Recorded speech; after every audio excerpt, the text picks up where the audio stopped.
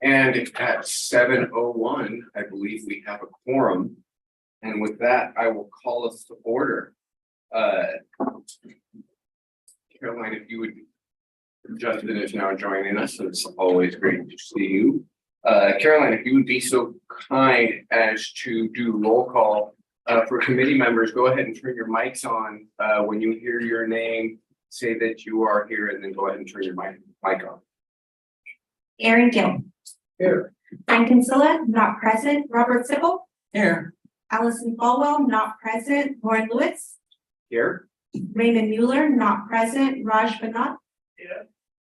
Justin Fields. Here. Dan Kenny. Here. Kathy Sutherland. Here. Steve Mink. Here. Lonnie Wong Bassett, not present. Mara Burton. Here. Edward Von Redden, not present. Okay, and with that, we do indeed have a quorum. At this time, any member of the public will have the opportunity to address the committee on any item not on the agenda. You will be limited to 3 minutes. Do we have anybody? Okay, and then with that, I will entertain motions for the approval of the minutes for the July 24 meeting. And we'll make a motion to approve that. Thank you. Thank you. So we have a motion from Bob and a second from Kathy. And we will take a vote.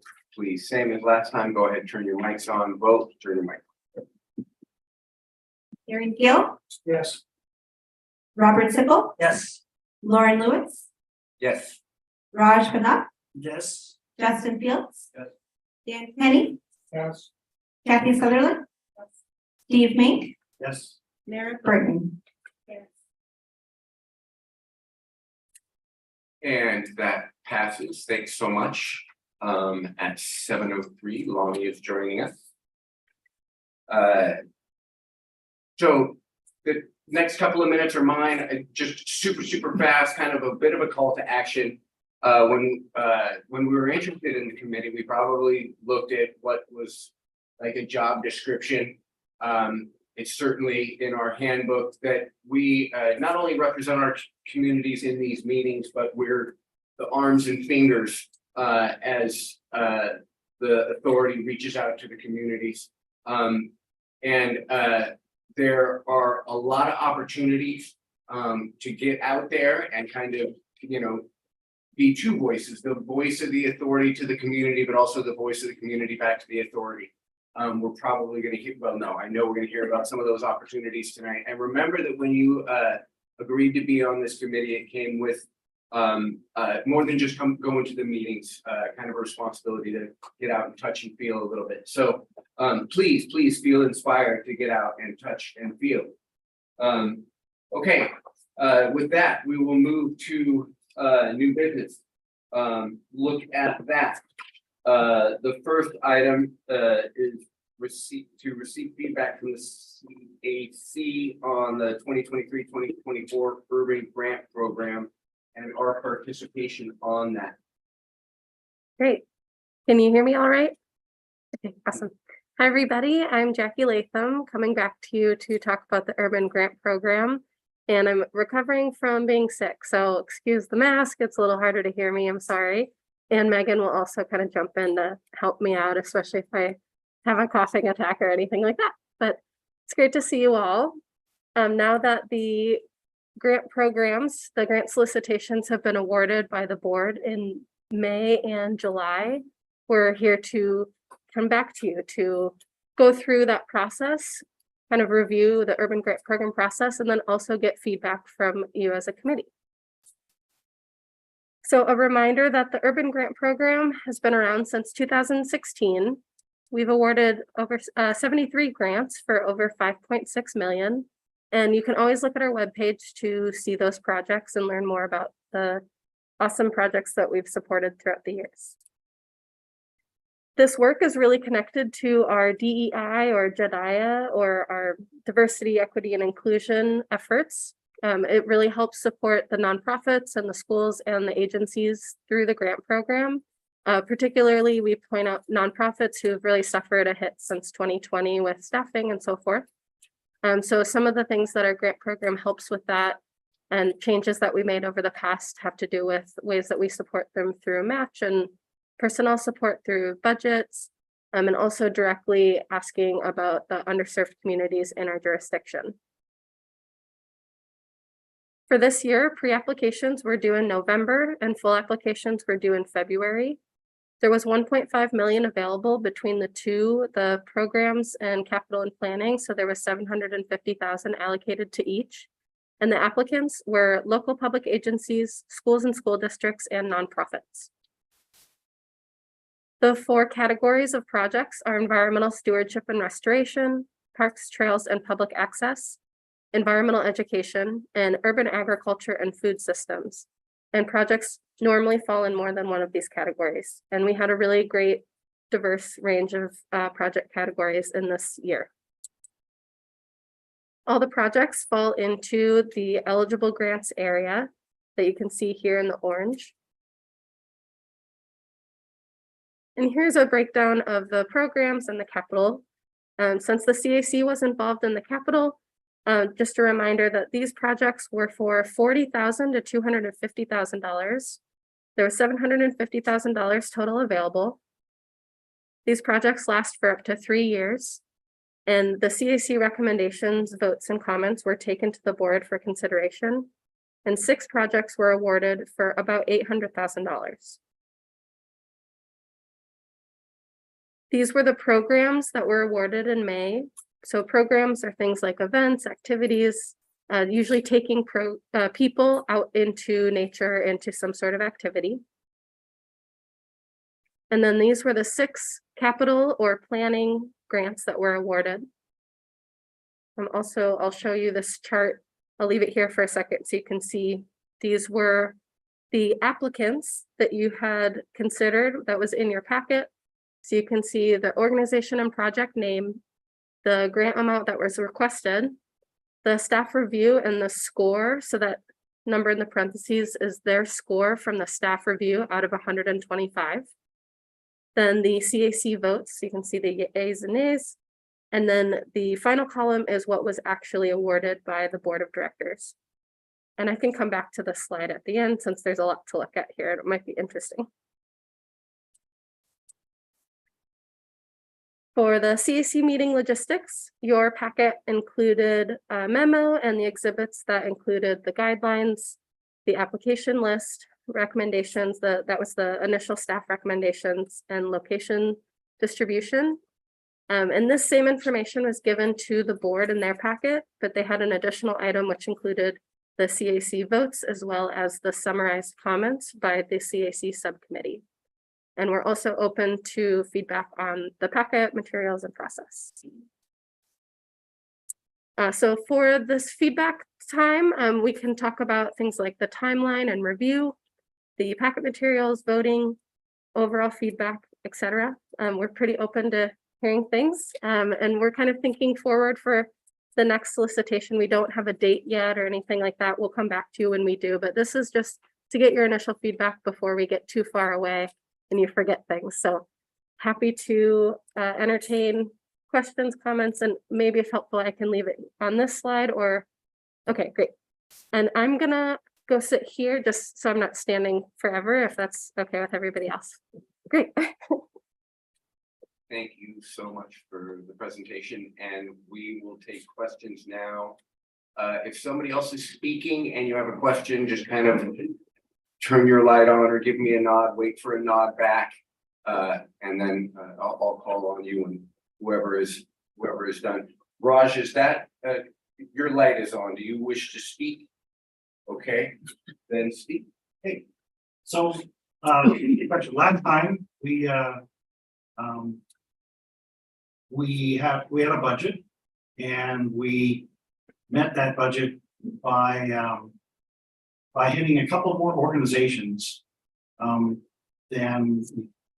well, what we did is they would ask for a certain amount, say $100,000, and we approved maybe 80,000 so that we could spread the money over more organizations. And one of that apparently caused some grief. And so we were asked to not do that this time. So we either approved what people asked for, or we didn't pass. And was that helpful this time? I noticed so we stuck with that approach. We gave it to the board, and the board is certainly within their within their rights to do what they want, and they ended up doing what we had done last time. That's they cut some of the requests so that they could hit more organizations.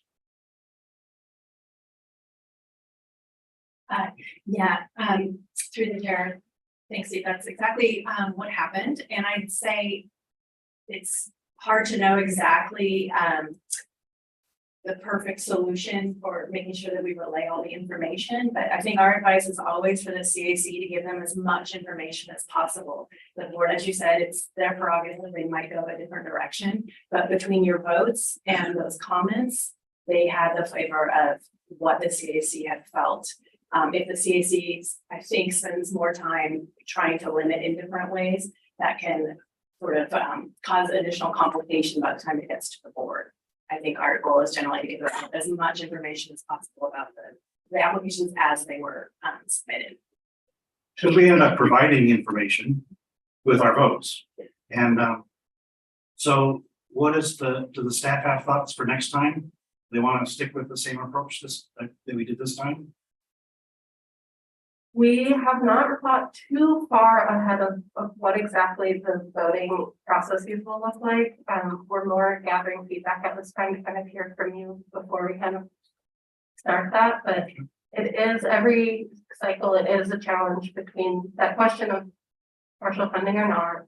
You know, from the staff, we recommend not doing partial funding, but it is the board's prerogative. So it's hard for us to know what structure going into that will lead to the best outcome for the grantees and for the board of directors. I have some comments on that, and then Justin, you'll have the floor. I could make a case if somebody asked me to for partial funding and or not partial funding. So I think the most important thing is that we pick one, you know, and be consistent. But not only that, let's make it up front. Like maybe we ask a question of the folks seeking funding, and we say, hey, you know, what's your credit and budget situation like? I know you're asking for $100,000. Is $20,000 worthless to you? Now, of course, you can't specify. You know, you can't make it a custom question for each person, but try to get that information out of them. And even if we decide to go on a certain direction for a certain funding cycle, if that question is on there over the years, maybe it's something we can learn from when we go, okay, 80% of the time, partial funding is not useful, and therefore we are going to standardize on this. Thank you. Yeah, through the chair, there was a question this year that we added about how would partial funding affect your project. It didn't get into the specifics of 20% or whatnot, and there are approaches that other grant programs have where score might determine partial funding. If you get in the middle range of score, maybe you might get 70% of the funding you asked for. That's an example that we've seen, not necessarily saying we'll do that or recommend it to the board, but there are some approaches that tie that in. Just personally, and not necessarily on behalf of the committee, like I think the fact that I can make an argument for any one of those methodologies means that they're all good. It's just important that we pick one and then be able to explain why we picked that one and then move on, move on. Yeah, well, we're on the top. Go ahead. So just, I mean, for the record, I thought the approach we did this time was easy and straightforward, and I'm fine with an up or down vote on the full amounts. Second question. Yes. Second question. There was again, I'm not passing judgment. I just noted that the city of San Jose, the Lake Cunningham, I remember us asking a lot of questions, and in the end voted 0 to 10 on that, and the board funded it for a partial amount. I have to ask, and again, I'm not in no way offended. I'm asking because if I was a group coming to get a grant, I might, just looking at this, and I admit I wasn't at the board meeting, I might say, give it a shot at the CAC, and if it doesn't pass, show up at the board meeting. Maybe even skip the CAC and show up at the board meeting and make your case there. I wasn't there.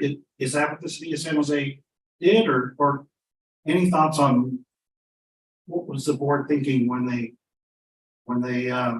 chose to fund something in the politest way? Really, what was the thinking? Not what were they thinking? I can put on my dad.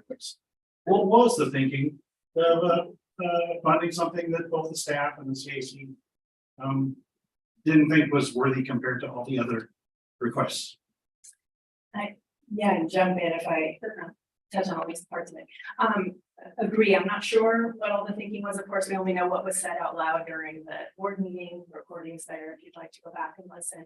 There were representatives at both the CAC and the board meeting, so the same project manager was at both. I think in part, one of the things that changed between the application and later during the board night was that the city had been awarded additional funding outside of our grant program, which might have made a project seem more viable because they had all that additional funding, and that was something they reported out during the meeting. Yeah, I'd say other than that, all we know is what's in you. You're welcome to watch the recording. Director Annabelle is also here if she needs to answer anything directly, but it's hard for us to know what the board of directors were thinking beyond that. Thanks. Okay, I have Justin, then Mira, then Kathy, then Bob, and then Lonnie. I've seen all of you. So right now it's Justin.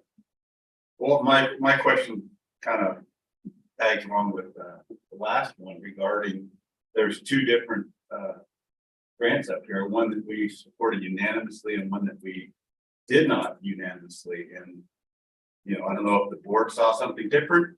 Was there something different in the presentation? Was there something that, you know, maybe somebody didn't come to one and went to the other? You know, because I mean, personally, if somebody is applying for a grant and you know, they don't bother to come, or I'm not going to support it. They come, you know, they may be asking for, you know, $250,000, and if they don't have the, you know, if they're not going to show up here and, you know, present to us. I mean, granted, we're not the ones who make the ultimate decision, but you know, I personally am not going to support it. Just, I mean, unless it's something that, unless there was a good reason why they couldn't be here. You know, like they notified ahead of time, said I won't be able to be there. This is what I was going to say, blah blah blah, whatever. But I was just curious how there's, you know, and it's not like it was like the second one down 6-4 or 7-3. I mean, they were both unanimous for or against, and I was the same question is how, you know, what was the difference in thinking there, that, or was it something that was presented different? Through the chair, just one comment about the fourth one that you noted that was unanimously passed for the CAC and then not awarded. One thing that did come up about that application was a question about site control, which the staff reviewers also noticed, and we really got into the details about that at the board meeting, and was able to talk more through it with the grantee, with the applicant, excuse me. The question about like length of time and ownership and all that, and that did, I think, make the difference there. So there was more information that came out at the board meeting. So they had the same information, but someone stood on the board, I believe one of the directors specifically asked about it when they had read the application. They were concerned, and it had fallen outside of what we typically encourage for site control, which is why they noticed. And yeah. No, I'm kind of the same, Steve. I'm like, I'm not offended. I'm just curious how there's such a difference there. So another idea from the peanut gallery is it seems like this process could benefit for some, because here you guys are trying to read the minds of 9 people that aren't here and 1 who is, right? Like, you know, or so maybe we build into the future, super future, not next year, but like super future, we build in some kind of feedback mechanism where the committee has the opportunity to ask the board directly for interpretations of their feedback that they feel might have been misunderstood or something like that. I've been part of other committees where board members, attend for specific meetings, just like they have like they just like we designate liaisons, they'll have somebody who can speak to questions like that and represent that meeting. Maybe we do that. Justin, you're good. Mary. Thank you. I just had a question about how many of the funded programs are seeking unique funding. I've noticed like some of these names are up here, like Children's Discovery Museums, it's several sources of funding. But yeah, there's other programs and opportunities where people aren't, getting any funding. So just wondering, how many people are unique? So I hope through the chair, I hope this answers your question. We asked for their budget, which can include matching funds, and in that we can see either pending or secured funding that also goes into that project. And that's mostly what we can and what we know about other sources of funding. And then for our own project and programs, we track who's a new applicant and who hasn't been awarded before, and we get that information out. But that's mostly how we encompass that. I'm not sure if that answers your question though. Yes, and to follow up on that, do you know if if the board favors programs and projects that have more than one source of funding, or are they favoring projects and programs that are seeking unique funding? There's not a formal through the chair. There's not a formal preference that we are aware of. It is something that comes up. It seems like some staff reviewers or some directors have a preference toward it or not, but there's nothing in the guidelines, there's nothing in the scoring. I'll just add to that this year, as Jackie mentioned, we made a effort specifically to not require match for groups that were smaller organizations, and that affects how many other sources they would have because we weren't requiring match. So there may be an opportunity for the subcommittee to ask questions like that when the CAC is doing their review. I believe there would be an opportunity to ask questions like that as part of that subcommittee review process. That's an idea for something. Kathy. Thank you. And Steve, I completely understand what you're saying. There's pluses and minuses to both ways of doing things. It was really clear when we were voting. And it was very succinct that these were programs we thought we wanted to support, and we didn't have to look at money. That made it a lot easier. But if we had the ability to make recommendations that were not for the full amount, then that would have been more engaging, I think.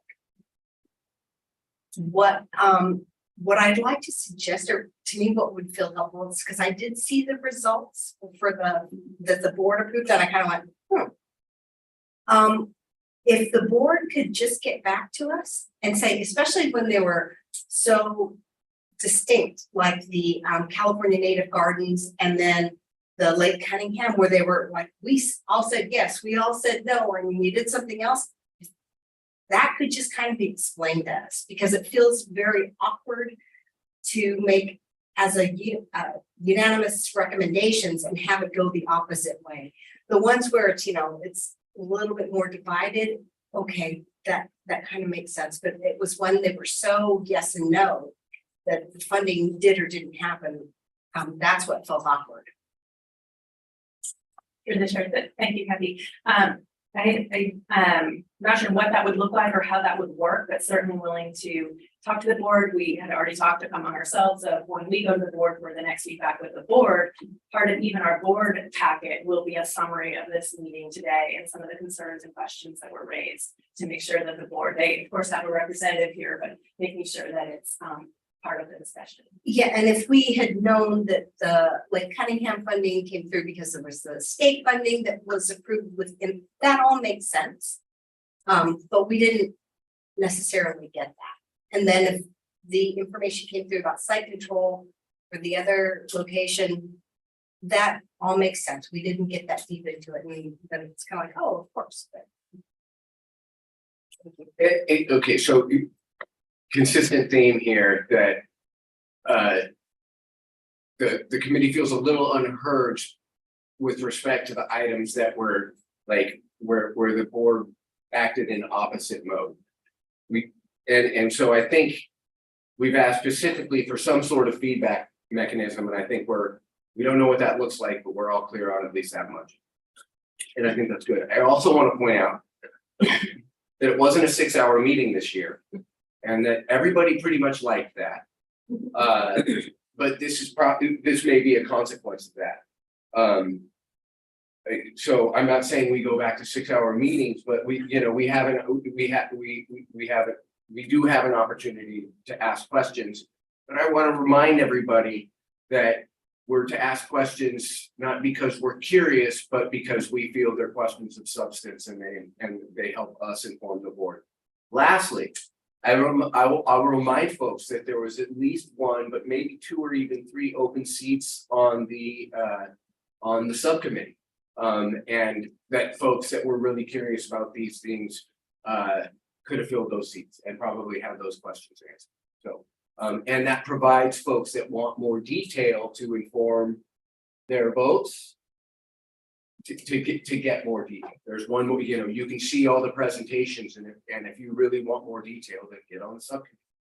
So, and with that, we had more. Bob.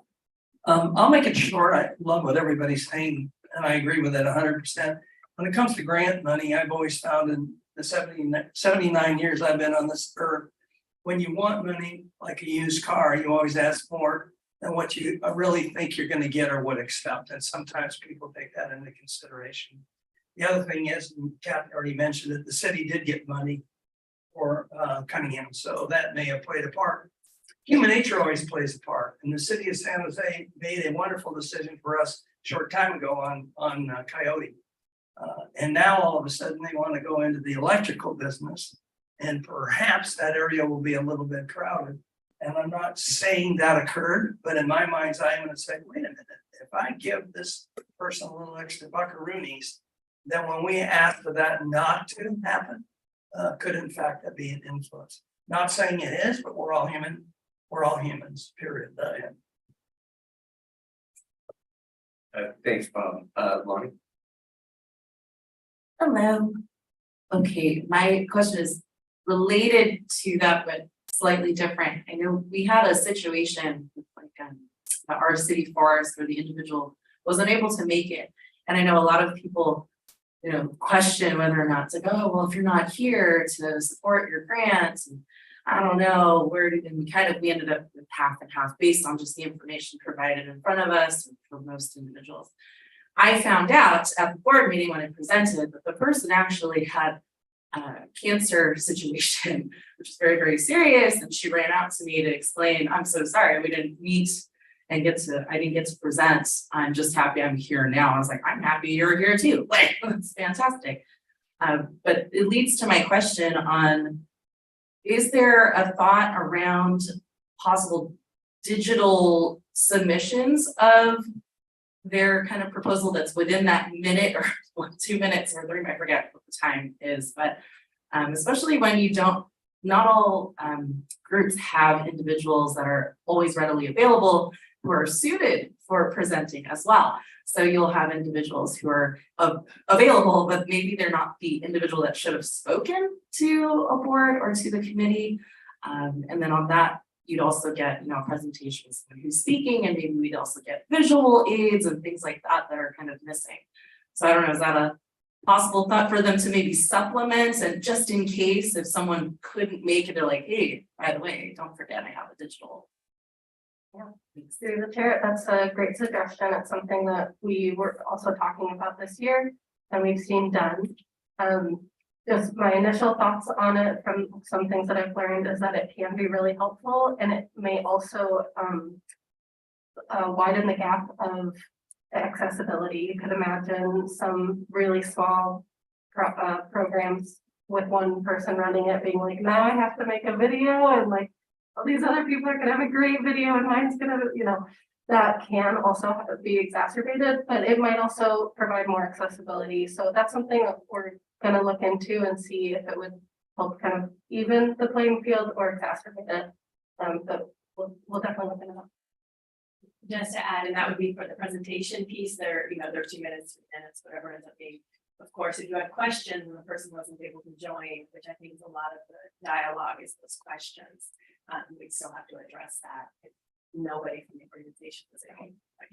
Right, I mean, of course, that the questions are helpful, but having a presentation just in case someone couldn't make it, I think is really great. And it shows that they really did step up and really are invested in the grant process. A couple, but I want to reiterate that I think having a one-way presentation could potentially even be an unfair advantage if you're able to just throw something out there without having to answer for it.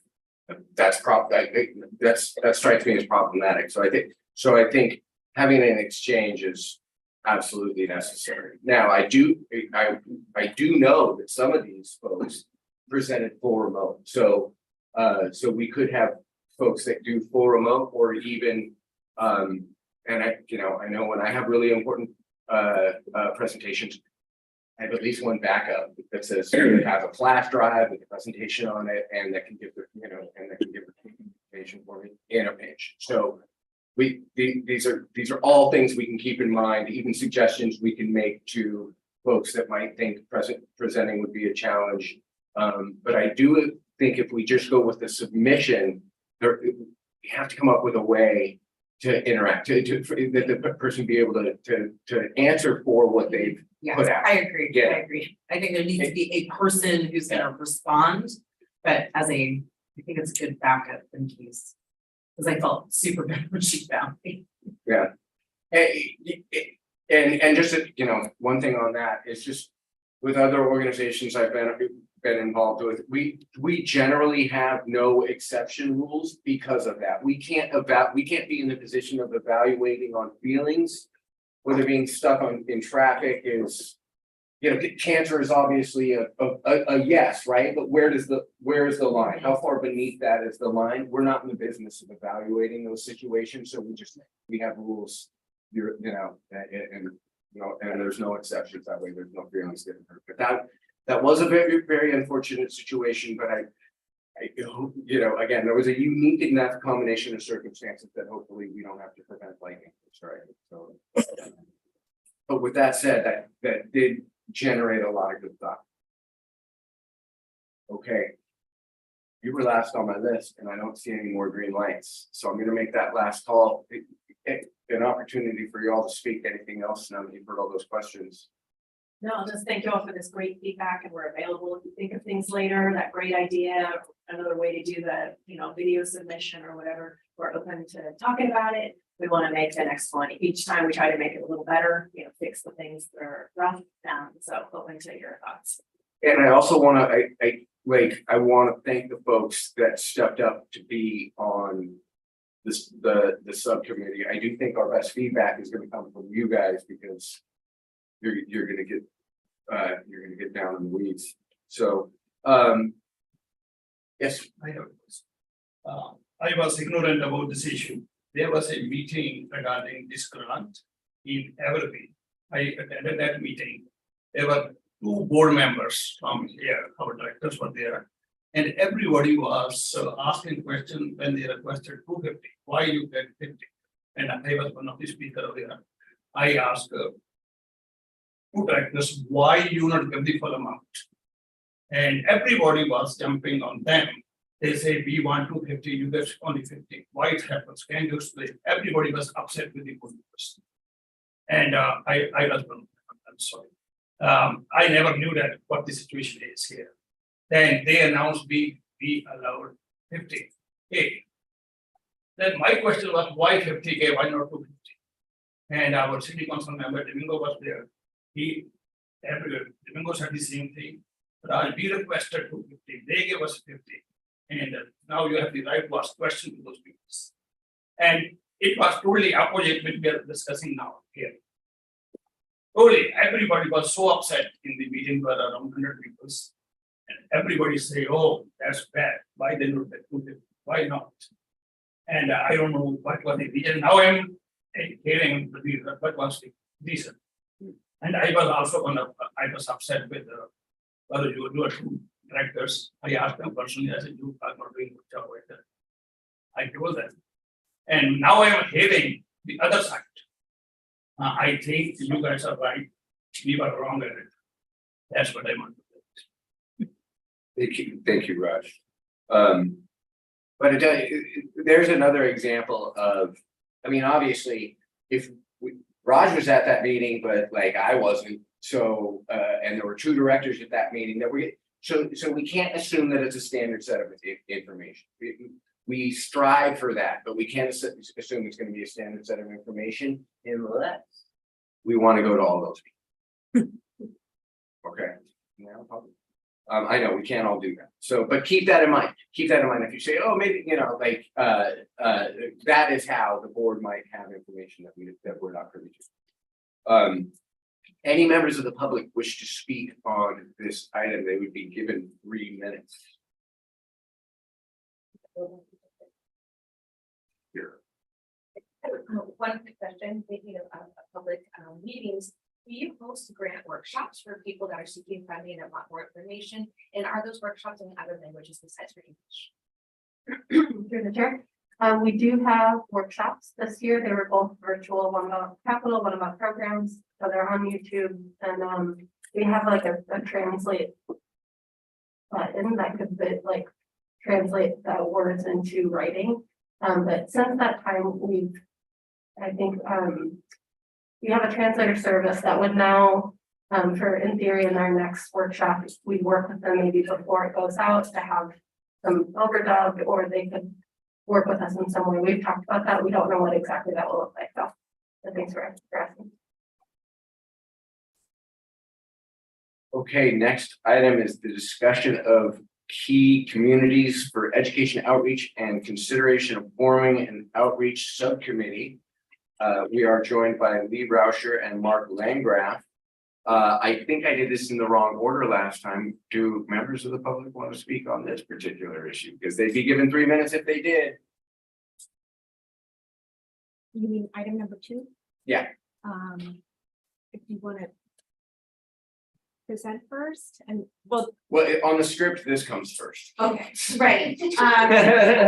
Which is why I think I did it backwards last time. So No, that's fine. Okay. It's usually presentation, committee discussion, and then open to the. okay, all right. So have at it. All right, thank you, Mr. Chair. Good evening, members of the CAC. I don't have a presentation, but just thought I would add a little bit more detail to what you all have in your board report, and then pass it back to you for discussion.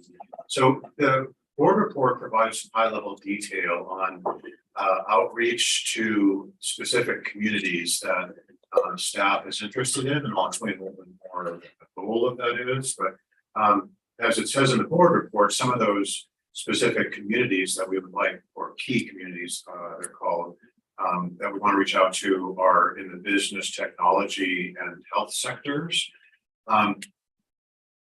The idea is to reach out to individuals that some of you on the Citizens Advisory Committee may have connections with, relationships with through your respective networks, and we would love to tap into that.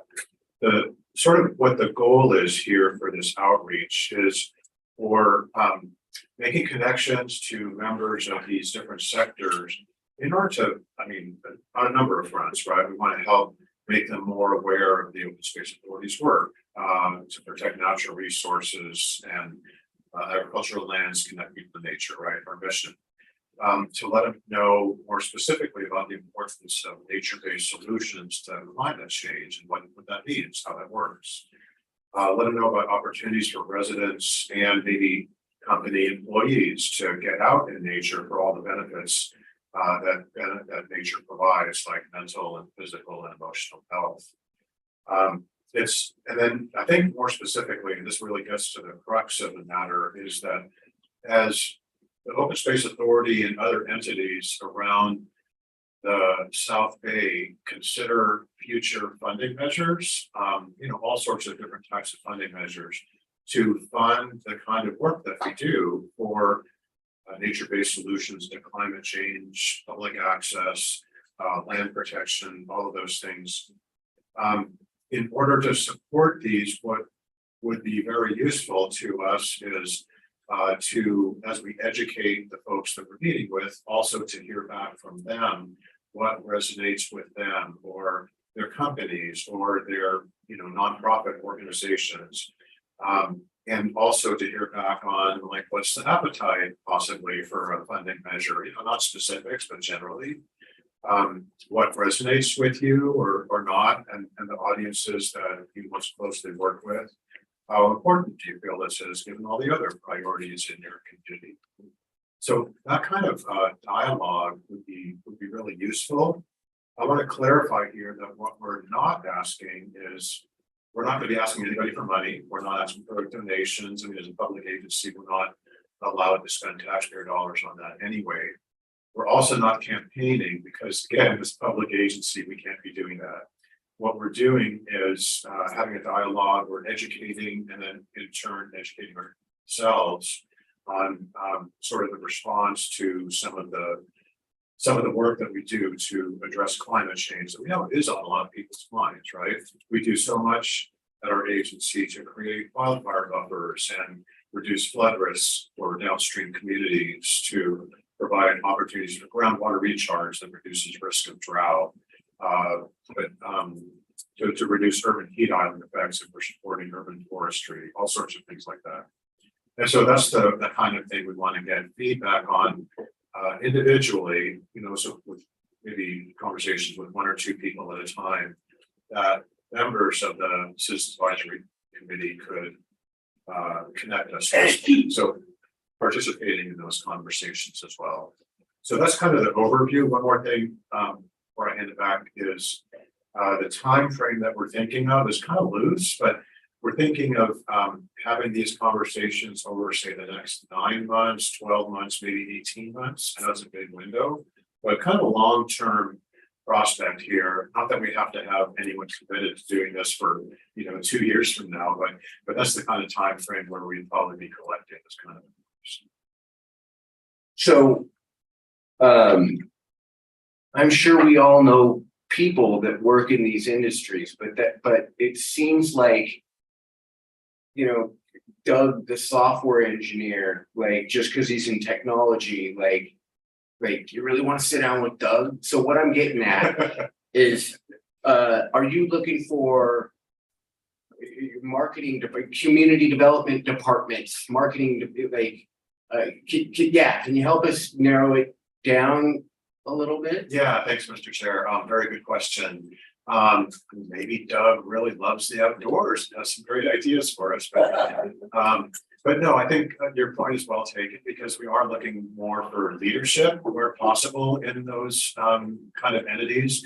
I don't know that it necessarily needs to be a resilience officer or external affairs or necessarily those kind of folks, but leaders either within their community, within their organization, within a business. I think that's a really good point. So I took notes because I'm always a teacher. And so what I wrote down when you were talking was, I think it was target audience that you're looking for, Lauren. Who's your target audience, right? And what's the key messaging that you want to be delivered? What's the call to action or ways people can get involved? And then what are some SMART goals that you want this subcommittee to come up with within that time frame? So those are my go back thoughts right now from what you were saying. Through the chair, I really like how you paraphrased and organized. You sound like someone who'd be so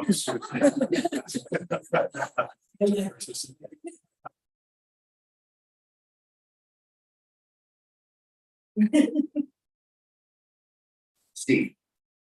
Two questions. One is what would the subcommittee produce? Who would want to hear it? What's the point? That's one question. And the other is how is this different than the 5-year funded Coyote Valley master plan that we're all investing in quite a bit now? Yeah, through the chair, very good questions. If I may, I'd like to answer the second question first. The master planning is really focused on outreach to first stakeholders, primarily, but then the general public as well. And we've already conducted a broad survey where we've gotten over 5,000 responses. But that is focused on input about the conservation elements within Coyote Valley and how people feel about those. There's going to be more opportunity in the future for specific response to proposals for, like, here's where public access ought to be versus protection of agriculture versus protection of a wildlife connectivity corridor. So it's very focused on Coyote Valley master planning.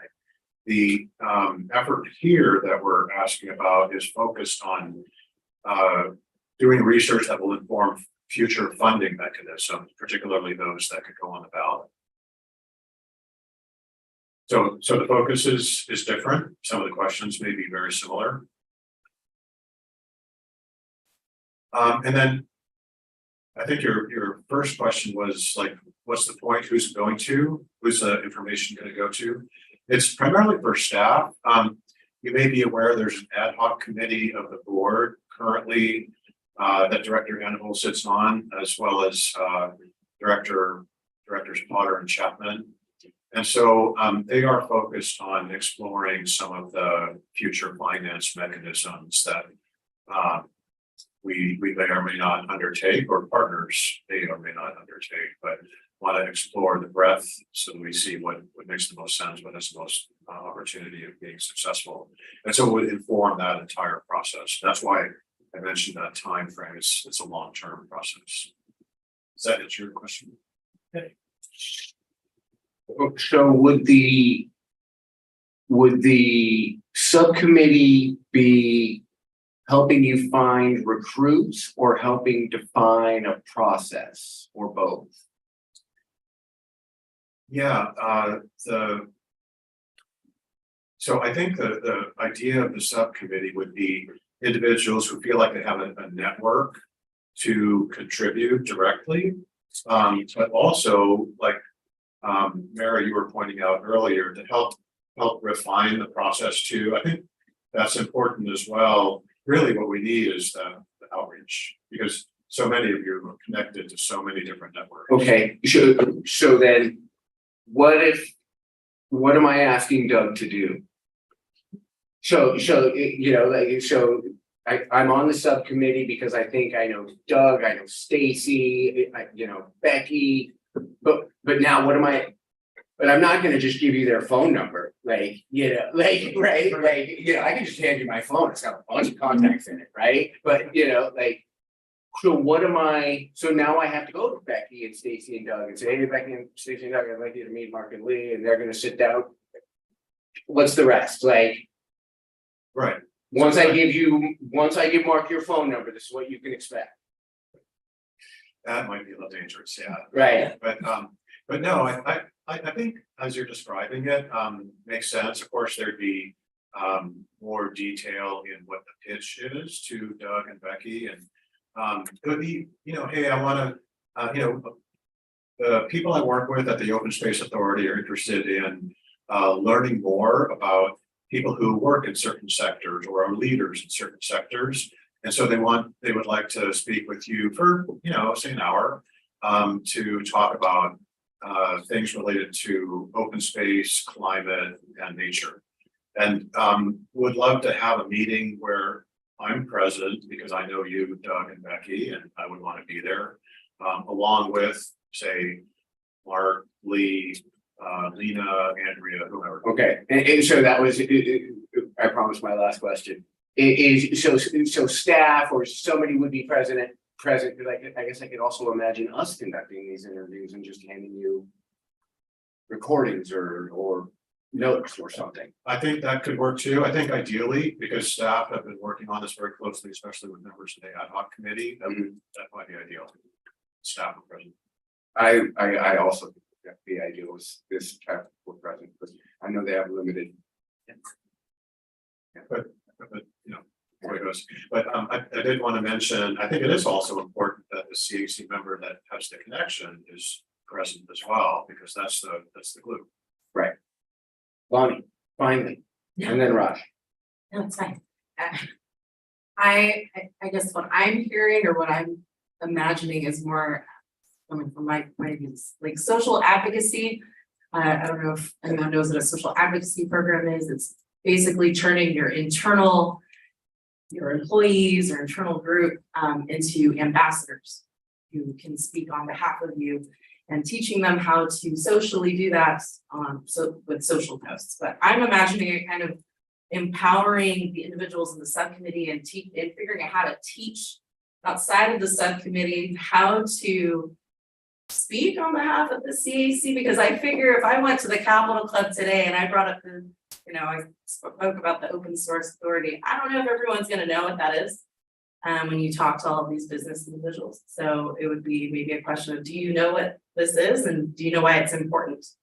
And learning how to have that communication and that conversation in more of a conversational tone versus it being so interviewing. I imagine that versus sit down interviews, but that it can always lead to that. But I'm picturing people being able to just say, this is what we do. This is why it's great. Because I didn't know about what this was, and I'm the target, right? I'm the new blood, I'm the individual that no one knew about, and I have things to say and I'm ready. And I think that's kind of the group that people are trying to reach, and that's what we want to do. Maybe go to small business groups and just network and interact and say, hey, I'm on the board here, and this is the kind of work we do, and what do you do? And then find some commonality and find some interest, and that's what I picture. Is this maybe not what I'm? Is that the second volunteer for this? Was that the second volunteer for the subcommittee?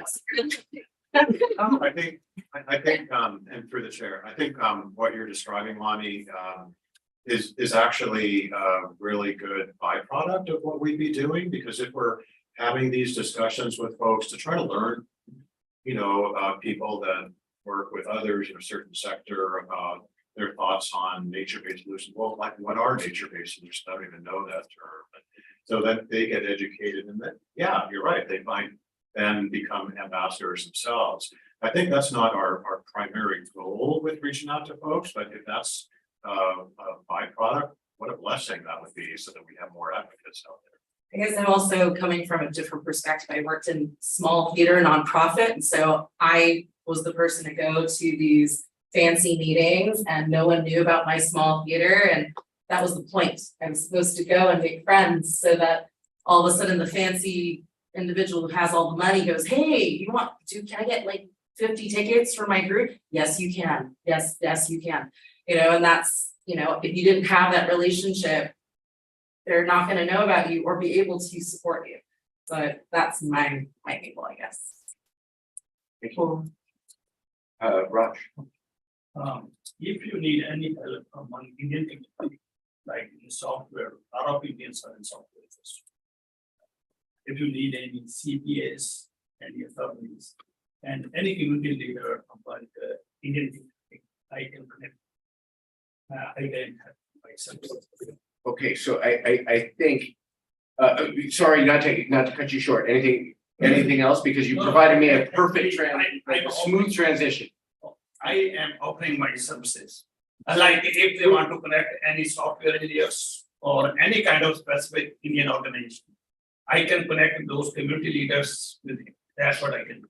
Okay, so we as a committee can by motion form this subcommittee. If there's a motion and a second, we can, I think, elect members into this committee or just nominate members into this subcommittee. So if you like this idea, all you have to do is make a motion. I bet somebody will second it. Lonnie, Mary, you had great ideas. Raj has already offered to help.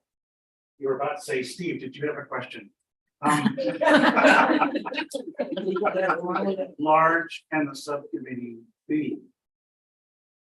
Yeah, and I think that's specified in the report, up to 4. Yeah. Otherwise, there's a violation of the. Brown Otherwise, Act. it's not a subcommittee. Or yeah, or it has to be publicly noticed, or, yeah, but 4. I was just trying to calm inside. Well, then, should I make the motion to form the subcommittee? I motion to form the subcommittee. Okay, can I get a second? Second. Oh, Yeah, no, yeah. I'll let Raj second. So a motion to form a subcommittee, and then do we want to include the members? We can. So what Caroline is proposing is in a single motion to move that we form the committee with members X, Y, Z. Or we could just form the committee and then talk amongst ourselves who X, Y, Z and potentially W are going to be. Do we have volunteers? I'll take a show of hand, volunteers to be on the subcommittee. Are there any more than those 3? Okay. 4. All right, 4. So we have 4, and that's the most. Now, okay, so we can do this vote all at once. So I would like us to reset the motion, and the motion I'm looking for is to form the community outreach subcommittee with members Mira, Raj, Lonnie, and Steve. I would like that motion. And I'll second. I'll move. So Kathy has made the motion to form the community outreach subcommittee with members Mira, Raj, Lonnie, Steve, and we have a second from Bob. I'll take a roll call vote whenever you're ready. But I'll take a roll call vote whenever you're ready. Mic's on. Vote. Mic's on.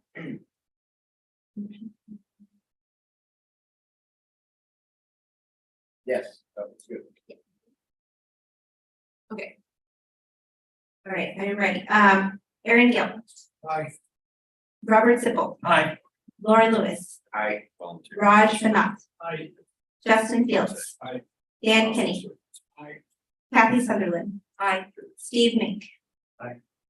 Lonnie Wong Bassett. Aye. Mara Burton.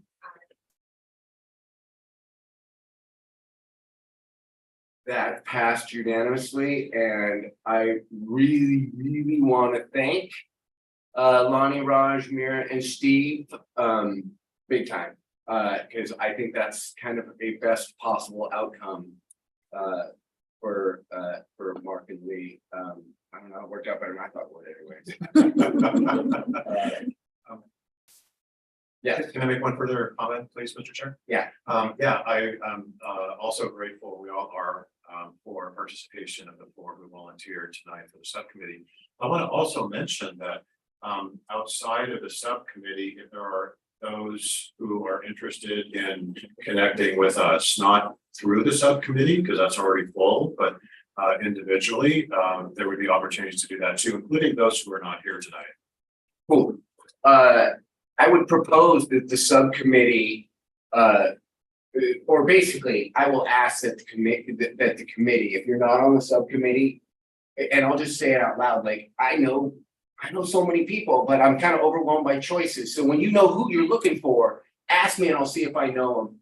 And I'll say this, to the rest of the committee, if you're like me and you think you know somebody, but you don't know if they're the right somebody, or you know so many somebodies, you don't know who to put them in touch with, please make that connection with our subcommittee. Thanks so much. Through the chair, do you want to ask if there's any public comments? Are there any public comment? Public comment? Yeah. Thank you. So see on my screen now, see it's here and then it's third here. So yeah, okay. And with that, I believe it is safe to move on to our informational reports. I'm not hearing any objection. We start with our board liaison.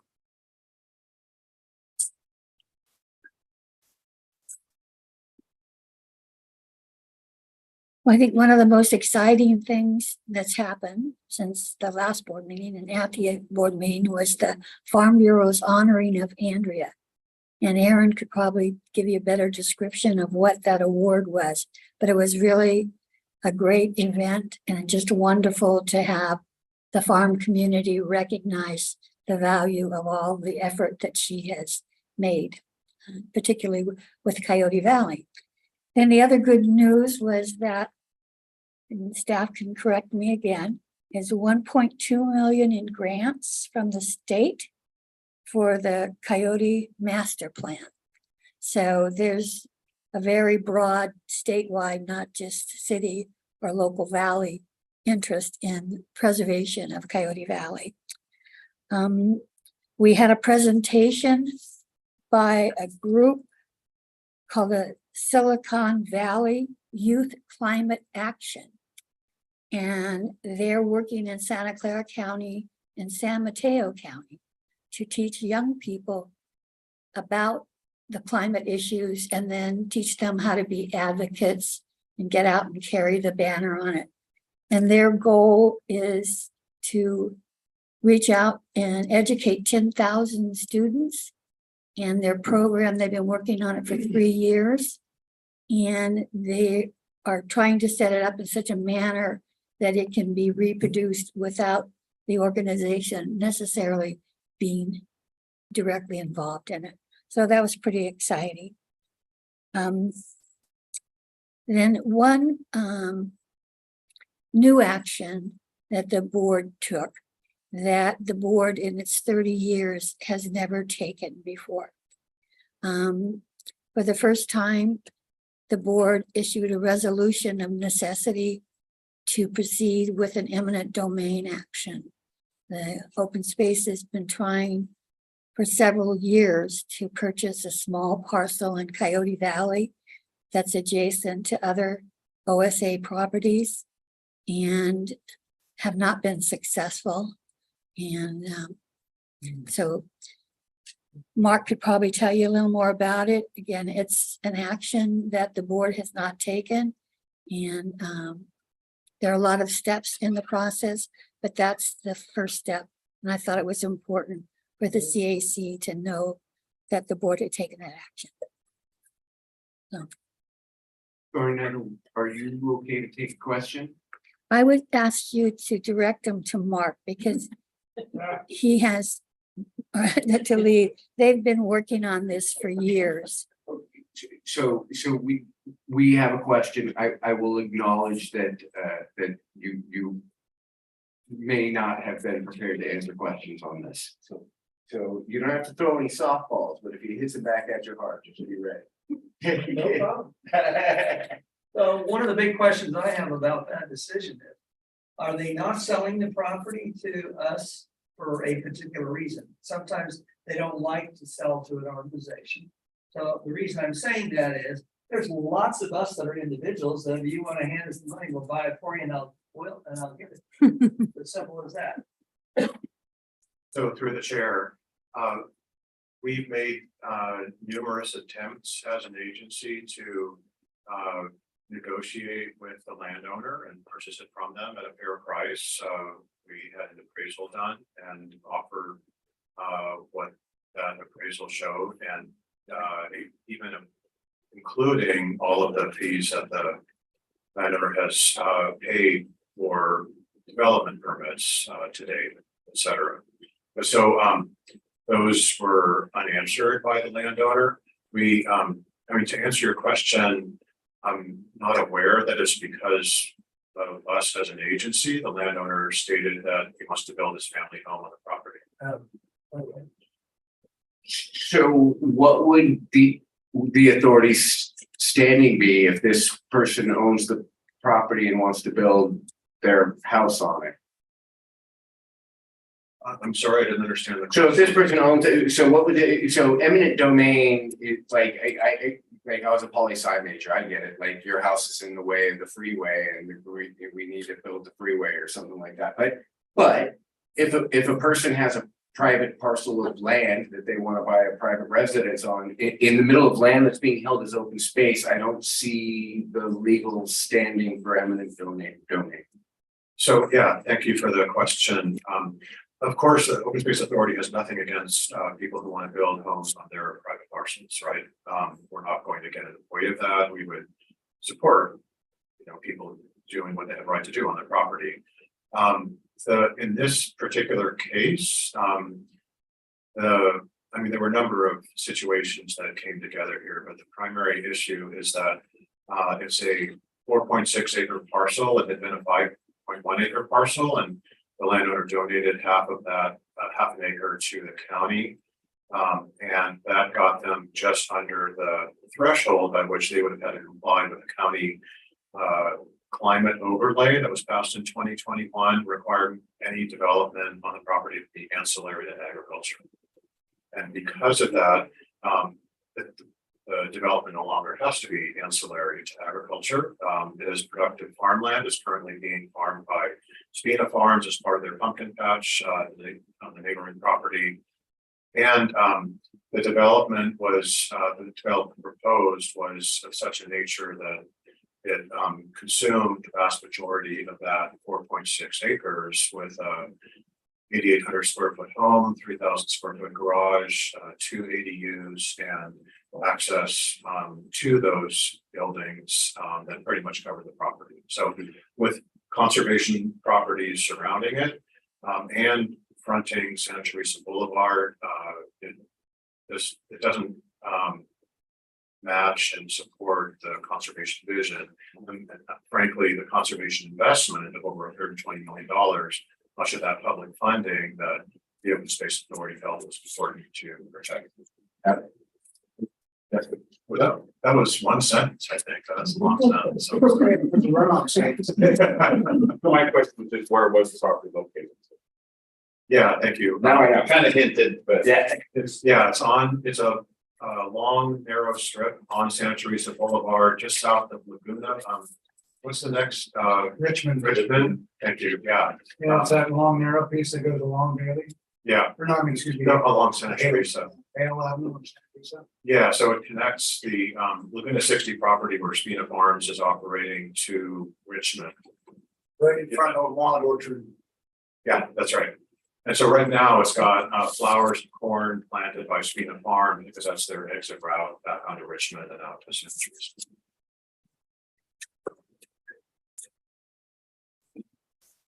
Anything else on that? And I think that's pretty much, yeah. Okay. Next would be GM or staff reports.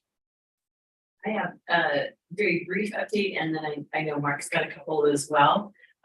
Wanted to inform the committee that we held a staff appreciation event, volunteer, which is the whole reason why I'm telling you is you are all volunteers. It's getting late, isn't it? A volunteer appreciation event out at the Tilton property on the 16th. We had a great turnout, a beautiful day, some inspiration from Andrea and Gavin, a lot of gratitude from board volunteers and from the volunteers, I think, for the work that they're able to do with the Open Space Authority. And also just a reminder that if you aren't subscribing to the Fence Post and get your monthly ration of opportunities to get out into the community for us and with us, we have an interpretive host training on November 18th. So that's a little ways out from 10 to 2 out at the Tilton property. We'd love to have you come out and join us in some interpretive training if you haven't had an opportunity to do so. Yeah, thanks. So I had 3 items and I was going to pass it over to Megan Drager for an item as well.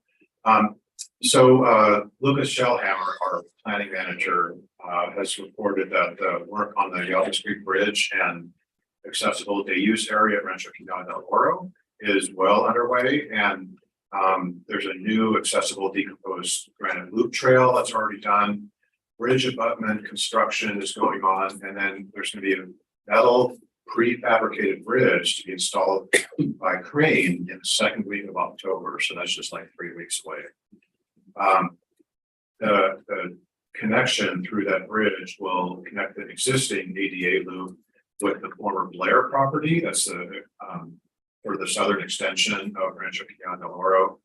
And the new day use area will provide additional accessible lands to our portfolio and provide new spaces for educational programs and access stages. So plans are underway to create a celebration event for this, probably sometime in the spring, which is when it's expected to be open. So that's one item. The next one is from Lena Ian. She sent out a message and wanted to make sure that you were all aware that on October 7th, a Saturday, San Jose's Veggie Fest is going to take place out of Veggie Lucian. Oh no, I'm sorry, at Plaza de Cesar Chavez, one Paseo de San Antonio in San Jose. And that's hosted by Assemblymember Paul and Veggie Lucian. The Open Space Authority has sponsored the event for many years. And we didn't be out there with other volunteers tabling. So if you want to show up, it's not necessarily a request to table, but just to show up and have fun. It's a free event. And then the last one I have is October 14th. And I think Caroline, you had sent a message out about this recently, but our community day at Mayano Yakima Open Space Preserve is taking place on Saturday, October 14th. We're going to have lots of kids activities, booths from partners. The whole back part of the parking lot is going to be just filled with booths and those activities. And we've already got a lot of signups from members of the public that are going to attend. There's offsite parking so that we don't use up the parking lot for all of that. We're technically the offsite parking. At Laguna Seca. So there's the dam area of Laguna Seca. And we're going to shuttle people back and forth. And then there will be just a couple of parking spaces at the preserve for media. We are expecting media to cover the event, and then also have a not invited number of elected leaders. So far, city council members from San Jose and from Morgan Hill, and we actually took Supervisor Arenas on a tour of Svina Farms last Friday and invited her, and then we're going to invite other supervisors. So just wanted you to be aware of that. And so unless there are any questions, I would. Just one quick update, as we're always working on ways to find funding for our future projects.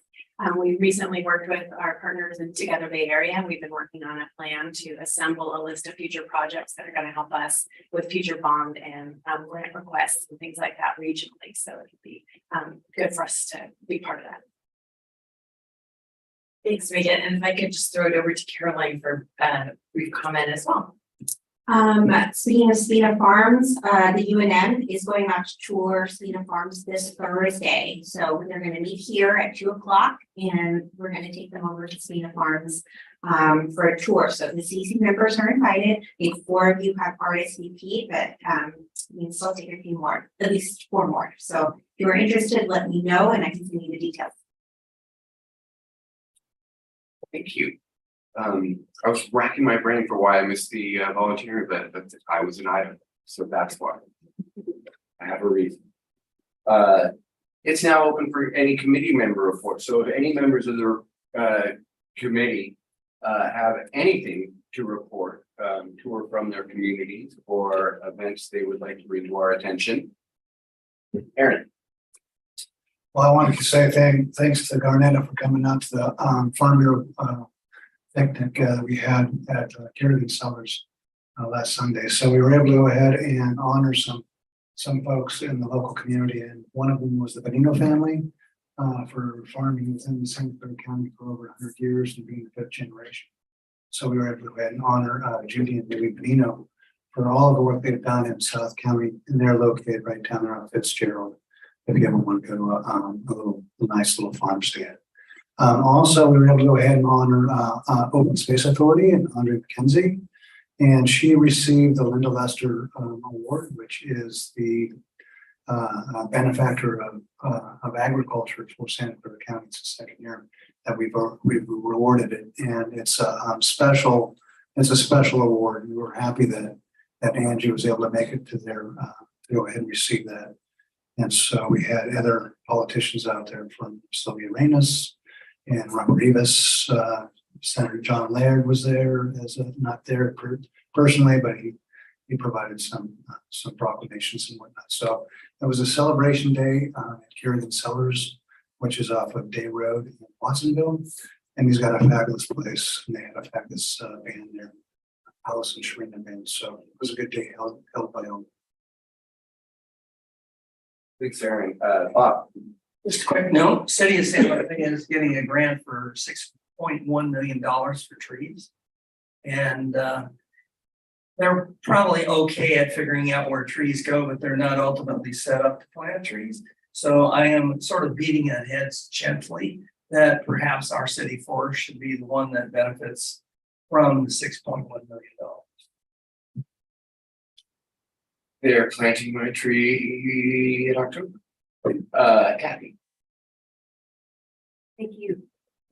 Garnetta and I had the pleasure of going to the Green Hills event yesterday, and the Open Space Authority, Megan Drigger, I'm sorry, Megan Fluke, who was their longtime executive director, is retiring or leaving the organization, and Julie Hutchison is the new executive director.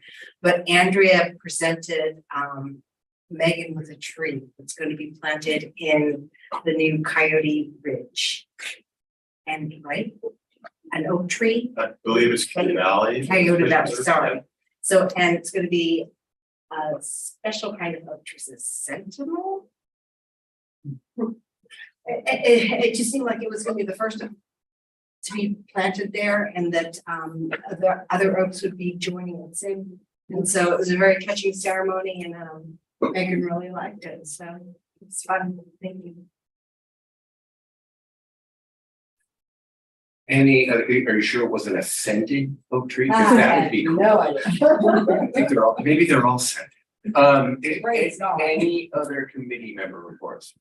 I just have a congratulations for your public relations team and what they're doing currently on Instagram. I just saw that Save by Nature was out in the Coyote Valley Preserve with some students doing some hiking this past weekend.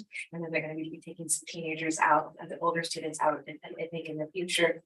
Congratulations on that. And then lately the Instagram posts have been really fun and interactive. I've probably been a good person to interact with them the most. I had to be the first comment. It's a big deal for me. But I just want to say thank you for that and for really trying to reach people where they are. And then my last comment, this is just a pet peeve, this is my own personal thing. Maybe I need to look at it. But sometimes the emails I get from you all go to my spam email and not my regular emails. I've got to go through and dig through them. And I just went through this whole thing with IT at Valley Water. And there's some way that maybe the email address that you're using has a spam block embedded in it. I don't know. So it goes to people's spam. I didn't even know that you could do that from your email address. So that might be something else to look into, because a lot of the great information that I'm getting for you just goes straight to my spam. That could also be a setting that I have as well too in my Gmail. So that was all. Thank you. They make it to me. Go ahead, Raj. Okay, on October 14th, we have a festival of lights at Alameda County Fairgrounds.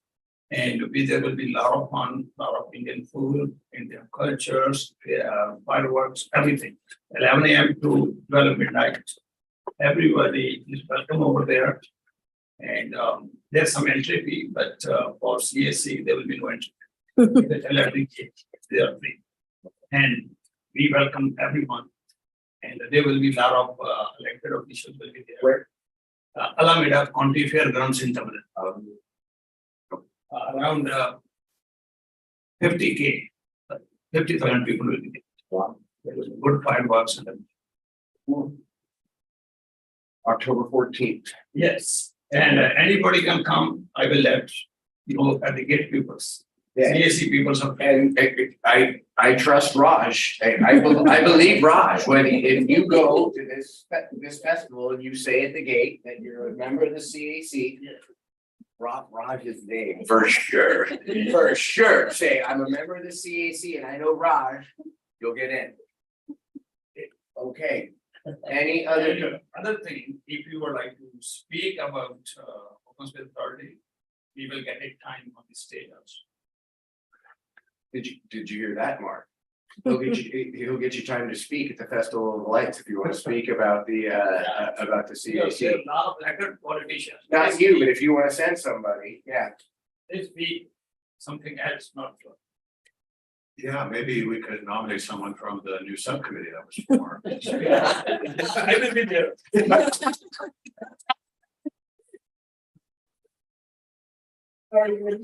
Awesome. But maybe you can bring somebody. Thank you. Awesome. Really good. Okay, you guys, this is officially last call, because if you do not speak now, I am adjourning the meeting at 8:21 until our next meeting, which will be in November. Thanks so much, everybody.